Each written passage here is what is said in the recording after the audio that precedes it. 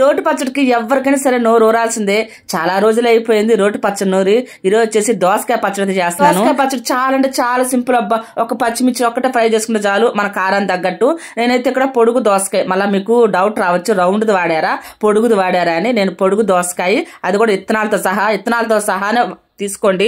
Taste భలే ఉంటది అబ్బా పచ్చడి. తీసేయండి వీడియోలోకి వెళ్ళిపోదాం. మనం ఎంత కారం తింటాము, ఒక దోసకాయకి ఎన్ని పచ్చిమిర్చి పట్టితో అన్ని తీసుకొని ఫ్రై చేసుకొని బాగా కడిగిన రోట్లో పచ్చిమిర్చి బాగా దంచుకొని చెన్నులపై జీలకర్ర, చింతపండు, కళ్ళుప్పు ఉదాహరణ ఒకటి వేసి బాగా నూరుకొని కొద్దిగా దోసకాయలు వేసుకొని రుబ్బుకోండి. ఎందుకంటే నా రోల్ చిన్నది కాబట్టి నేను కొద్దిగా వేసుకుంటాను. దోసకాయలు ఎక్కువ వేసుకున్నా కూడా మనం దంచలేము, అది జోరుగా ఉంటది కదా, దంచేటప్పుడు కంట్లో పడుతుంది. అందుకని కొద్దిగా వేసుకొని రుబ్బుకోండి, బాగుంటది. వేడి అన్నంలోకి ఏమన్నా ఉంటది. దోసకాయ పచ్చడి కొత్తిమీర ఉందనుకోండి, అది కూడా వేసుకుని రుబ్బుకోండి, టేస్ట్ ఇంకా బాగుంటది. నా దగ్గర అయితే లేదు, నేను ఆనియన్ ఒక్కటే వేయలేదు, ఆనియన్ వేసినా కూడా బాగుండేది దోసకాయ పచ్చడిలోకి. మీరు ఒకసారి ట్రై చేసి చూడండి.